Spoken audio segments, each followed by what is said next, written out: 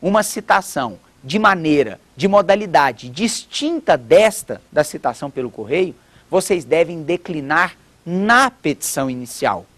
Afinal de contas, como diz o artigo 222, uma das hipóteses, 222 do CPC, uma das hipóteses em que a citação não será feita pelo correio é quando o autor requerer de outra forma. Então, se vocês pretendem, por exemplo, que o réu seja citado por oficial de justiça, deverão expressamente consignar nesse tópico da sua petição inicial. Requer a citação do réu por oficial de justiça. Se ficarem silentes nesse ponto, muito provavelmente a citação será feita pelo correio. Salvo se não for possível, se for vedado fazê-la pelo correio, como são as hipóteses do artigo 222 do CPC. Por exemplo, ações de Estado, ações que envolvam pessoa incapaz, ações que envolvam pessoas jurídicas de direito público. Essas são exemplos de ações que não admitem a citação pelo correio e que, portanto, precisam que a citação seja feita por oficial de justiça. Pois bem, então notem, nós já pedimos até agora nos nossos pedidos e requerimentos finais. Primeiro, a concessão da liminar. Segundo, a citação do réu. O próximo passo no pedido é pleitear efetivamente a procedência do pedido. E aqui, pessoal, vou fazer um destaque para vocês e quero que esse destaque valha para todos aqueles que estão nos assistindo. É preciso pedir a procedência do pedido ou dos pedidos formulados, e não a procedência da ação. A procedência da ação envolve um erro técnico que a gente deve evitar, porque a ação, desde que satisfeitas legitimidade, interesse e possibilidade jurídica, a ação, enquanto direito abstrato e autônomo, como a gente viu aqui na primeira aula, ela é sempre procedente. O que pode ser, portanto, procedente ou improcedente, não é bem a ação, mas sim o pedido ou os pedidos formulados na ação. Isso sim. Portanto, eu quero destacar isso de maneira muito especial.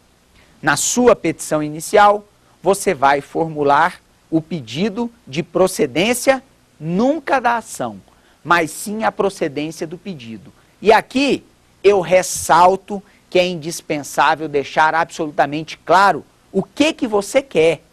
A procedência do pedido para declarar isso e aquilo, ou para desconstituir o ato ou negócio jurídico tal, ou ainda a procedência do pedido para condenar o réu a indenizar o autor os danos materiais e morais experimentados, esses no valor de X, aqueles no valor de Y. Ou seja, pessoal, é indispensável, ao requerer a procedência do pedido, que vocês sejam bastante específicos, bastante claros na sua pretensão. Lembrando, mais uma vez, não é dado ao juiz conceder aquilo que não foi pedido. Portanto, a providência jurisdicional pleiteada ao final da petição inicial, ela deve ser muito, mas muito clara, muito, mas muito meditada, para que vocês, então, logrem realizar um pedido adequadamente formulado. Então, nós temos letra A, liminar. Letra B, citação do réu. Letra C, a procedência do pedido. Nós ainda temos a possibilidade de requerer a intimação do Ministério Público nos casos em que o Ministério Público deve atuar como custos legis.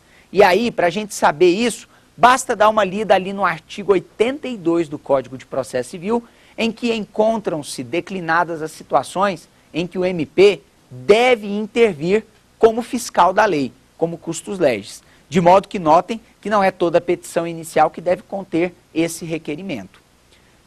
Outro pedido que deve ser formulado ainda nessa parte final seria a letra E, não é isso? Letra E, seria então o pedido de condenação do réu nos ônus da sucumbência, notadamente as custas processuais e os honorários advocatícios. Continuando, a letra F poderia ser o pedido de produção de provas. Sobre a questão probatória na petição inicial, eu gostaria de fazer também um destaque. Costuma-se colocar assim nas petições iniciais que a gente vê por aí: protesta provar o alegado por todos os meios de prova em direito admitidos. Não é que isso esteja de todo errado, mas o requerimento merece, talvez, ser melhor formulado. Ora, vejam vocês, quando vocês redigem a petição inicial, vocês estão levando a juízo a narrativa dos fatos constitutivos do seu direito. Aquela causa de pedir remota que nós trabalhamos na aula que antecedeu a essa. Pois bem, se você sabe qual é o fato constitutivo do seu direito, aliás, porque você acabou de expor esse fato constitutivo, nada melhor do que você já especificar a prova que pretende produzir. Então você pode vir e dizer: pretende produzir prova testemunhal, pretende produzir prova pericial quanto ao fato constitutivo do direito. Você já pode especificar. Professor, mas e se eu quiser fazer o protesto genérico? Eu posso? Pode, porque o nosso sistema processual, os juízes, a jurisprudência já está bastante tranquila com relação a isso. Porque em momento posterior, na fase de saneamento do processo, que é justamente a fase após a fase postulatória, nós poderemos então ter um requerimento mais especificado de quais as provas se pretende produzir. Mas, repito, o ideal é que já façamos esse requerimento diretamente lá na petição inicial. Prova documental, prova testemunhal, prova pericial e assim por diante. Muito bem. A nossa petição inicial, ela ainda deve ter um encerramento. Ou seja, nós devemos colocar ali o valor da causa, ou seja, toda a causa tem um valor, e eu vou comentar sobre o valor da causa daqui a pouco, e o chamado fecho da petição inicial. Termos em que pede deferimento, local, data e assinatura do advogado. Quando você faz esse fecho, a sua petição inicial está prontinha. Pois bem, só que eu quero, já a título de conclusão desse nosso terceiro encontro, trabalhar com dois temas que me parecem muito importantes. Desdobrar dois temas, melhor dizendo, que me parecem muito importantes. Primeiro, eu quero fazer um comentário um pouco mais aprofundado sobre os pedidos. E segundo, depois de comentar os pedidos, eu vou trabalhar com vocês algumas dicas sobre valor da causa.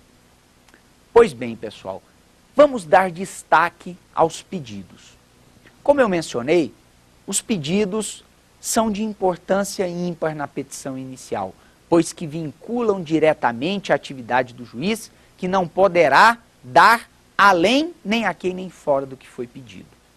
E uma técnica muito interessante e muito importante na petição inicial é a chamada técnica de cumulação de pedidos. Ô Lúcio, como assim cumulação de pedidos? Ora, é possível que eu vá a juízo e formule apenas um pedido. Assim como é possível que eu vá a juízo e formule mais de um pedido. Quando a parte vai a juízo e através da petição inicial, que instrumentaliza a sua demanda, essa parte formula mais de um pedido, haverá ali, naquele momento, a chamada cumulação de pedidos. E é exatamente sobre a acumulação de pedidos que eu quero discutir com vocês. Primeiro, a acumulação de pedidos ela é possível, ela é aceita, desde que observados os requisitos do artigo 292 do Código de Processo, que eu vou me permitir ler muito rapidamente para vocês. Vejam, diz o 292, é permitida a acumulação num único processo contra o mesmo réu de vários pedidos, ainda que entre eles não haja conexão. Parágrafo 1º, são requisitos da admissibilidade da acumulação, que os pedidos sejam compatíveis, que o juízo seja competente para todos eles e que seja adequado para todos o mesmo procedimento. Mas esse mesmo 292 diz, quando para cada pedido corresponder tipo distinto de procedimento, ainda assim a acumulação é possível, desde que a parte opte pelo procedimento